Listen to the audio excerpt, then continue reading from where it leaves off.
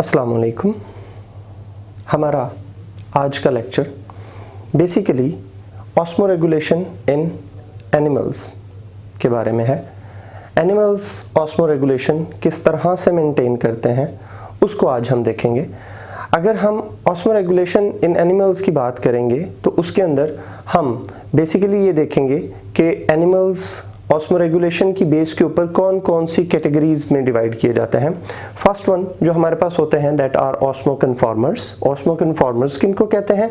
Then दूसरी चीज जो हमारे पास आएगी ऑस्मोरेगुलेटर्स। इन दोनों के दरमियान हम डिफरेंस को देखेंगे आज के लेक्चर के अंदर। उसके साथ साथ अगर हम बात करेंगे तो बेसिकली हमारे पास osmoregulation in different environments. Basic major जो एनवायरनमेंट्स आएंगे हमारे पास वो 3 एनवायरनमेंट्स हैं। First one marine environment. Organisms किस तरह से मेरीन एनवायरनमेंट के अकॉर्डिंगली एडजस्टेड होते हैं, क्या क्या अडेप्टेशंस हैं उनके अंदर, उनको देखेंगे। साथ में हम देखेंगे फ्रेश वाटर के जो ऑर्गेनिज्म हैं, फ्रेश वाटर में जो फिशेस और दूसरे ऑर्गेनिजम्स पाए जाते हैं वो बेसिकली अपनी ऑस्मोरेगुलेशन को किस तरह से मेंटेन करते हैं उसके बारे में हम देखेंगे। एंड लास्टली हमारे पास जो टेरेस्ट्रियल एनवायरनमेंट बेसिकली जो कि हम खुद भी हैं, हम भी टेरेस्ट्रियल एनवायरनमेंट से बिलोंग करते हैं, तो टेरेस्ट्रियल ऑर्गेनिजम्स जो हैं वो किस तरह से अपने एनवायरनमेंट के लिए अडॉप्टेड होते हैं इसके बारे में हम इस लेक्चर में देखेंगे। ऑस्मोरेगुलेशन इन एनिमल्स अगर हम डिस्कस करते हैं, एनिमल सेल्स की अगर हम बात करें तो एनिमल सेल्स जो हैं इनको ज़्यादा क्रिटिकल बैलेंस रिक्वायर होता है वाटर एंड सॉल्यूट का। इनकी बॉडीज़ जो हैं वो नेट वाटर गेन और लॉस के ऊपर, मतलब टोटल वाटर लॉस या गेन के ऊपर जो है वो सर्वाइव नहीं कर सकती हैं।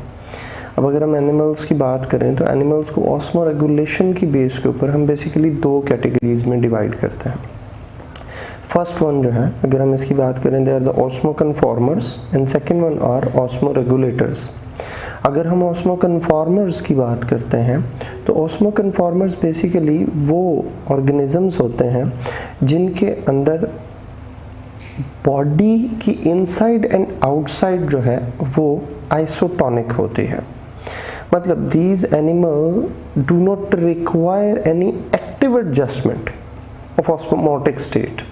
इन्हें अपनी ऑस्मोटिक स्टेट को जो है खुद से एक्टिवली एडजस्ट करने की ज़रूरत नहीं होती है। जैसा आउटसाइड एनवायरनमेंट होता है वैसे ही ये इनसाइड द बॉडी मेंटेन करते हैं।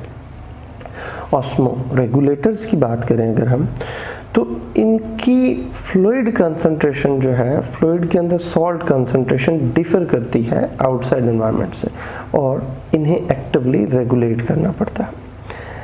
ऑस्मोकन्फॉर्मर्स जो हैं इन्हें कुछ भी अपनी ऑस्मोटिक स्टेट को एक्टिवली हाइपरटोनिक या जो है हाइपोटोनिक मेंटेन करने की ज़रूरत नहीं है, हमेशा आइसोटोनिक होते हैं। और ज़्यादातर ये ऑर्गेनिज्म हाइपरटोनिक इन्वायरमेंट्स के अंदर पाए जाते हैं। What does it mean hypertonic environments?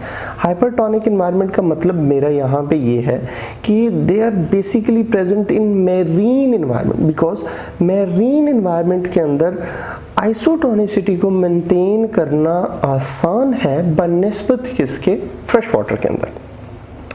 लेकिन जब हम ऑस्मोरेगुलेटर्स की बात करते हैं तो ऑस्मोरेगुलेटर्स जो हैं ये क्या करते हैं, डिस्चार्ज करते हैं एक्सेस वाटर को when they are present in hypotonic environment और एक्सक्रीट करते हैं सॉल्ट्स को हाइपरटोनिक कंडीशंस के अंदर। अब इस पॉइंट को अगर हम थोड़ा सा और मज़ीद देखते हैं तो इसमें बेसिकली ऑस्मोकन्फॉर्मर्स जो हैं ये हमेशा सी वाटर के अंदर ही पाए जा सकते हैं, बिकॉज सी वाटर के अंदर अपने आप को आइसोटोनिक मेंटेन करना आसान है। क्यों आसान है? क्योंकि आउटसाइड एनवायरनमेंट से जस्ट सॉल्ट इनटेक किया जाएगा और जब सॉल्ट को इनटेक किया जाएगा सॉल्ट अंदर ज़्यादा होते जाएंगे। अल्टीमेटली एक टाइम आएगा तो क्या हो जाएगा, बैलेंस आ जाएगा इनसाइड और आउटसाइड एनवायरनमेंट का, जिसकी वजह से क्या हो जाएगा, बेसिकली आइसोटोनिसिटी मेंटेन होगी। लेकिन जब हम फ्रेश वाटर की बात करते हैं तो फ्रेश वाटर के अंदर आइसोटोनिसिटी को मेंटेन करना बेसिकली पॉसिबल नहीं है। क्यों पॉसिबल नहीं है? अब या तो सॉल्ट के आउटसाइड, क्योंकि अगर हम बात करते हैं ऑस्मोरेगुलेटर फ्रेश वाटर के अंदर, तो फ्रेश वाटर के अंदर आइसोटोनिसिटी को मेंटेन करने के 2 तरीकाकार है। या तो सॉल्ट को बाहर निकाला जाए या पानी को अंदर लिया जाए। अब अगर हम सॉल्ट को बाहर निकालें तो एक सेल तो बहुत छोटा सा सेल है, या एक ऑर्गेनिज्म तो छोटा सा ऑर्गेनिज्म, बाहर का एनवायरनमेंट बहुत बड़ा एनवायरनमेंट होगा, जिसकी वजह से बेसिकली इतना सॉल्ट उस ऑर्गेनिज्म के पास है ही नहीं कि वो बाहर निकाल के आइसोटोनिसिटी को मेंटेन कर सके। इसी तरह हम बात करें पानी को इनटेक करें, अब बाहर का एनवायरनमेंट फिर बड़ा है, कितना पानी, एक छोटा सा ऑर्गेनिज्म कितना पानी को इनटेक करेगा कि वो आइसोटोनिसिटी को मेंटेन कर सके। तो दोनों सूरतों में जो आइसोटोनिसिटी है वो फ्रेश वाटर में मेंटेन नहीं हो सकती है। इसीलिए नेक्स्ट पॉइंट बेसिकली यही है, osmoconformers are present in marine waters या मैरीन एनवायरनमेंट, और osmoregulators could be present in fresh water और इन मैरीन वाटर, दोनों एनवायरनमेंट में प्रेजेंट हो सकते हैं। ऑस्मोकन्फॉर्मर्स जो हैं can survive in wide range of salinities. मतलब क्या है कि डिफरेंट किस्म की सैलिनिटीज में ये प्रेजेंट हो सकते हैं, मतलब आउटसाइड एनवायरनमेंट कोई भी हो सकता है, उसमें ये आइसोटोनिसिटी को मेंटेन कर सकते हैं। लेकिन ऑस्मोरेगुलेटर जो हैं इन्हें नैरो सैलिनिटीज, रेंज को मेंटेन, क्योंकि इन्होंने अपने एनवायरनमेंट को मेंटेन करना होता है, दैट्स व्हाई इन्हें एक लिमिटेड सैलिनिटीज में ही सर्वाइव करना होगा। ऑस्मोकन्फॉर्मर्स की अगर हम एग्जांपल्स की बात करें तो most marine invertebrates, hagfishes, skates fish हैं, और साथ में शार्क्स, ये बेसिकली किस में आती हैं, ऑस्मोकन्फॉर्मर्स में। अगर हम ऑस्मोरेगुलेटर्स की बात करते हैं, एंड ज़्यादातर किंगडम एनिमलिया के ऑर्गेनिजम्स जो हैं वो ऑस्मोरेगुलेटर्स से बिलोंग करते हैं basically. Osmoregulation in different environment, सबसे पहले अगर हम मैरीन एनवायरनमेंट की बात करते हैं तो अभी हमने बात की है basically most marine invertebrates are osmoconformers, means to say they are isotonic to external water. And then अगर हम बात करते हैं अमंग द वर्टिब्रेट्स, हैगफिशेस, वैसे कुछ और भी हैं लेकिन हमारी बुक के अंदर बेसिकली जो एग्जांपल ली गई है वो हैगफिशेस की ली गई है। ये भी isotonic mean to say they are also osmoconformers to the sea water. Cartilaginous fishes की बात करते हैं तो ये बेसिकली क्या करती हैं, इंटरनल सॉल्ट कंसंट्रेशन को मेंटेन करती हैं। दे एक्सक्रीट सॉल्ट थ्रू गिल्स, अपने गिल्स के ज़रिए से सॉल्ट्स को एक्सक्रीट करती हैं। सॉल्ट एक्सक्रीटिंग ऑर्गन्स होते हैं इनके पास, ख़ास तौर पे रेक्टल ग्लैंड्स होते हैं जो क्या करते हैं बेसिकली इन्हें सॉल्ट्स को एक्सक्रीट करने में मददगार साबित होते हैं बॉडी से। एक्टिव ट्रांसपोर्ट मैकेनिज्म यूज़ करते हैं अगेंस्ट द ऑस्मोटिक ग्रेडियंट, ये क्या करते हैं अपनी बॉडी से सॉल्ट को एक्सक्रीट करते हैं। ठीक है, अब अगर हम इनकी बात करें, जैसा कि ये हमारे पास एक फ़िश दिखाई गई है, इस फिश की अगर हम बात करें तो ये फ़िश बेसिकली सॉल्टियर वाटर के अंदर प्रेजेंट है। अब सॉल्टियर वाटर के अंदर इसने अपने आप को मेंटेन करना है, तो ये किस तरह से मेंटेन करेगी। अब it drinks ample amount of water, मतलब बहुत ज़्यादा मिकदार में पानी पिएगी। अब पानी तो बहुत ज़्यादा मिकदार में पी लिया, अब वो जो पानी पिया वो तो सॉल्टियर वाटर है। अब जब वो सॉल्टियर वाटर है, as it is a sea water, तो सी वाटर सॉल्टियर वाटर है। अब सॉल्ट वाटर बॉडी में चला गया, अब बॉडी के अंदर ये बेसिकली क्या करेगी, ये बेसिकली अपने गिल्स के ज़रिए से, पहला काम अपने गिल्स के ज़रिए से एक्टिव ट्रांसपोर्ट के ज़रिए से against the concentration gradient outside environment के अंदर सॉल्ट को एक्सक्रीट करती रहेगी, एक काम।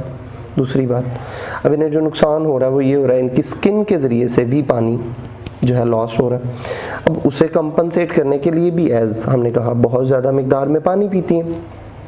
अब उसके साथ ही साथ अब इन्होंने अपना वाटर जो कंजर्व करने की कोशिश करनी है वो किस तरह से करनी है, ज़्यादा पानी पी के, और साथ ही साथ अगर हम लास्ट में बात करते हैं तो ये क्या करती हैं, ऐसा यूरिन प्रोड्यूस करती हैं जो कंसंट्रेटेड होता है। मतलब क्या है, उसमें वाटर की अमाउंट बहुत कम होती है और सॉल्ट बहुत ज़्यादा मिकदार में होता है, और कंसंट्रेटेड यूरिन को बॉडी से निकालती हैं।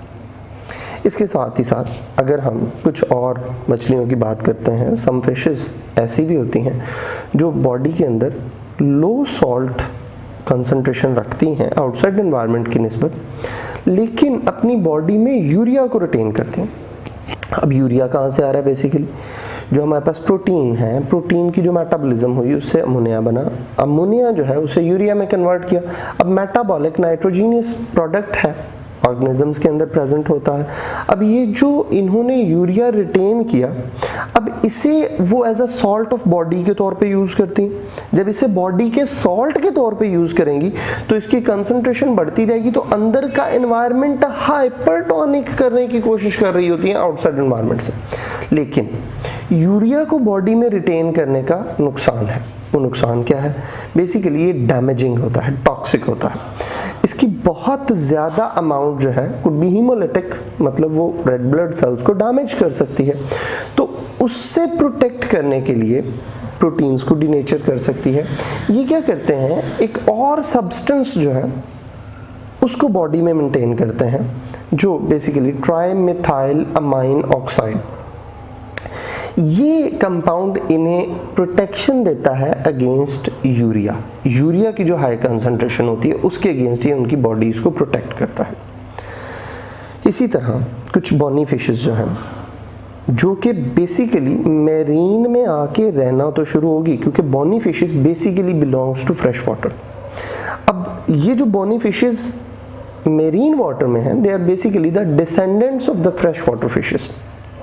अब इन्होंने यहाँ पे आके रहना शुरू कर दिया, तो ये भी ऑस्मोटिक एडजस्टमेंट्स जो हैं वो किस तरह से करती हैं, ये उस हाइपरटोनिक एनवायरनमेंट में रहने के लिए अपनी बॉडी का जो हाइपरटोनिक एनवायरनमेंट है उसे मेंटेन करती हैं। उसके लिए ये भी क्या करती हैं, लार्ज अमाउंट ऑफ वाटर जो है उसे ड्रिंक करती हैं और साथ ही साथ कंसनट्रेटेड यूरिन प्रोड्यूस करती हैं, ताकि क्या किया जा सके, बॉडी से ज़्यादा सॉल्ट्स जो कि पानी में जो पी रही हैं उसके ज़रिए से बॉडी में आ रहा है, उसको यूरिन के ज़रिए से ज़्यादा सॉल्ट्स को बॉडी से निकाला जाए और मिनिमम वाटर को निकाला जाए। अब अगर हम फ्रेश वाटर में रहने वाले ऑर्गेनिजम्स की बात करते हैं, तो फ्रेश वाटर ऑर्गेनिजम्स की बात करें तो फ्रेश वाटर में osmotic flooding, obviously osmotic flooding का मतलब क्या हुआ कि इनकी बॉडी के अंदर बहुत ज़्यादा मिकदार में क्या होगा, पानी एंटर हो रहा होगा। अब इन्हें क्या करना होगा, बेसिकली उस पानी को बॉडी से निकालना होगा।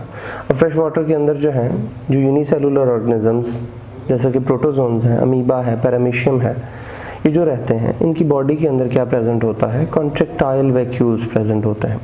अब ये कॉन्ट्रैक्टाइल वैक्यूल्स क्या करते हैं, ये पंपिंग करते रहते हैं, एक्सपैंड होते हैं, तो सेल से पानी इनके अंदर चला जाता है। अब जब ये कॉन्स्ट्रिक्ट करते हैं तो बेसिकली उसी पानी को ये पंप आउट करते रहते हैं फ्रॉम द सेल, बॉडी से बाहर निकालते रहते हैं। इस तरह से जो इनकी बॉडी के अंदर एक्स्ट्रा वाटर आ रहा होता है, ये उस एक्स्ट्रा वाटर को कॉन्ट्रैक्टाइल वैक्यूल के ज़रिए से बॉडी से कॉन्टिन्यूसली निकालते रहते हैं। इसी तरह अगर हम बात करते हैं, किसकी बात करते हैं, जो फिशेस प्रेजेंट होती हैं फ्रेश वाटर के अंदर, अब उनके अंदर बेसिकली क्या हो रहा होता है, उनके अंदर अगर हम बात करें तो बॉडी के अंदर ज़्यादा पानी ऐड हो रहा होगा, बॉडी के अंदर ज़्यादा पानी जा रहा होगा। अब उसके लिए फ्रेश वाटर में रहते हुए उन्हें एक्सेस वाटर बॉडी से निकालना भी पड़ेगा, जिसके लिए वो डाइल्यूट यूरिन प्रोड्यूस करेंगे। इसी तरह सॉल्ट को कंपनसेट, सॉल्ट जो उनकी बॉडी से लॉस्ट हो रहा होगा उसको कंपनसेट करने के लिए वो बेसिकली क्या करती हैं, सॉल्ट इनटेक करती हैं, एक्टिवली सॉल्ट को इनटेक करती हैं फ्रॉम आउटसाइड द एनवायरनमेंट। अब यहाँ पे अगर हम एक एग्जांपल ही लेते हैं तो यहाँ पे हमारे पास एक मछली है, मछली बेसिकली फ्रेश वाटर से बिलोंग कर रही है ये वाली। अगर हम इसकी बात करें तो ये बहुत कम पानी पिए, क्यों, क्योंकि इसके बॉडी के अंदर तो पहले ही पानी ज़्यादा एंटर हो रहा है। अब इसकी बॉडी से जो सॉल्ट का लॉस हो रहा है उसके लिए ये क्या करती है, एक्टिवली सॉल्ट को इनटेक करती है अपने एनवायरनमेंट से, ठीक है। उसके बाद इसकी स्किन से कॉन्टिन्यूसली वाटर एब्जॉर्ब होता रहता है, ठीक है, क्यों, क्योंकि वाटर ऑलवेज मूव करता है from the hypotonic environment towards the hypertonic environment. अब इस मछली की बॉडी का एनवायरनमेंट बेसिकली हाइपरटोनिक एनवायरनमेंट है, आउटसाइड की निस्बत, तो पानी मूव करेगा इनवर्ट। अब जो पानी इसके अंदर पहले ही ज़्यादा है, अब जो पहले ज़्यादा पानी है तो ये उससे छुटकारा हासिल करने के लिए क्या करती है, ये basically large amount of diluted urine produce करती है with minimum salt and maximum water, ताकि ये अपने वाटर जो ज़्यादा बॉडी के अंदर एंटर हो रहा है उससे छुटकारा हासिल कर सके। लास्ट बात अगर हम करते हैं तो हमारे पास आता है टेरेस्ट्रियल एनवायरनमेंट। अब टेरेस्ट्रियल एनवायरनमेंट की अगर हम बात करते हैं तो बेसिकली जो सबसे बड़ी प्रॉब्लम यहाँ पे आती है टेरेस्ट्रियल एनवायरनमेंट के अंदर, वो प्रॉब्लम ये आती है कि डिहाइड्रेशन, मतलब टेरेस्ट्रियल एनवायरनमेंट के अंदर वाटर लॉस बहुत ज़्यादा होता है। और वाटर लॉस से प्रोटेक्शन के लिए ऑर्गेनिजम्स के पास बहुत सारी अडेप्टेशंस होती हैं। जैसा कि अगर हम आर्थ्रोपोड्स के अंदर बात करते हैं तो आर्थ्रोपोड्स जो हैं टेरेस्ट्रियल एनवायरनमेंट के तौर पे इनकी बॉडी सरफेस इन्हें प्रोटेक्ट करती है। किस तरह से प्रोटेक्ट करती है कि इनकी बॉडी के गिर्द क्या मौजूद होती है, एक्सोस्केलेटन, वैक्सी एक्सोस्केलेटन प्रेजेंट होता है। वो वैक्सी एक्सोस्केलेटन जो है वो इनको वाटर लॉस से बचाता है।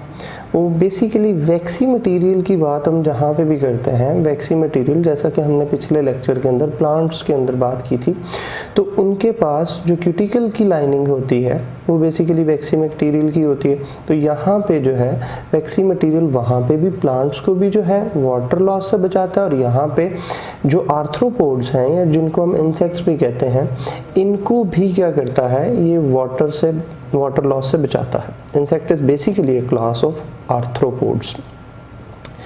अब अगर हम बात करते हैं वर्टिब्रेट्स की, तो वर्टिब्रेट्स के अंदर भी प्रोटेक्शन का मैकेनिज्म कुछ इस तरह से है कि वर्टिब्रेट्स की जो स्किन होती है, इनकी स्किन की अपर टॉप मोस्ट लेयर जो होती है, वो टॉप मोस्ट लेयर जो है वो डेड केराटिनाइज्ड सेल्स की बनी हुई होती है।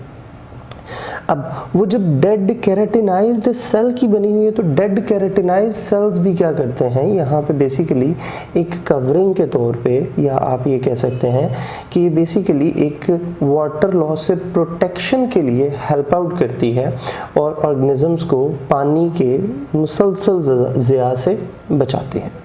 इसके बाद फर्दर मोर अगर हम बात करते हैं तो जितने भी टेरेस्ट्रियल ऑर्गेनिज्म होते हैं वो ज़्यादातर पानी ज़्यादा इस्तेमाल करते हैं, या साथ ही साथ वो क्या करते हैं, ऐसा फूड इस्तेमाल करते हैं जो मॉइस्ट होता है। मिसाल के तौर पे अगर हम अपनी एग्जांपल लेते हैं तो हम अपना फूड कंटेंट ज़्यादातर देखें तो ज़्यादातर फूड कंटेंट जो हम यूज़ करते हैं वो मॉइस्ट होता है, किसी न किसी सूरत में उसके अंदर वाटर प्रेजेंट होता है।